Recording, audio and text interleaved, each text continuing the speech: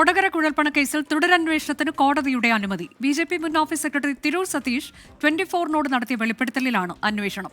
തിരൂർ സതീഷിന്റെ മൊഴി അന്വേഷണ സംഘം നാളെ രേഖപ്പെടുത്തും. ഉപതെരഞ്ഞെടുപ്പ് വേളയിൽ ബി.ജെ.പിയെ പിടിച്ചുലച്ച രാഷ്ട്രീയ വെളിപ്പെടുത്തലായിരുന്നു 24 ബി.ജെ.പി. തൃശൂർ മുൻ ഓഫീസ് സെക്രട്ടറി തിരൂർ സതീഷ് നടത്തിയത്. ബി.ജെ.പി. ഓഫീസിൽ 4 ചാക്കുകെട്ടിലായി 6.5 കോടി രൂപ എത്തിച്ചെന്നും പണം എത്തിച്ച ധർമ്മരാജൻ ബി.ജെ.പി. സംസ്ഥാന അധ്യക്ഷനും ജില്ലാ അധ്യക്ഷനുമായും കൂടിക്കാഴ്ച നടത്തിയെന്നുമായിരുന്നു വെളിപ്പെടുത്തൽ. തുടർന്ന് കേസിൽ തുടരന്വേഷണം നടത്താൻ തീരുമാനിച്ച സർക്കാർ പ്രത്യേക അന്വേഷണ സംഘത്തെ രൂപീകരിച്ചു.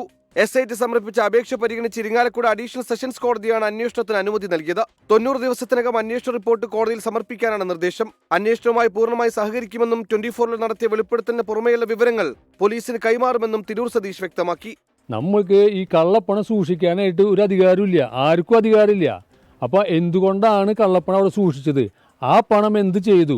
എനിക്കറിയാവുന്ന കാര്യങ്ങളാണ് ഞാനത് നാളെ പോലീസിനോട് മൊഴിയായിട്ട് കൊടുക്കാൻ പോകുന്നത്.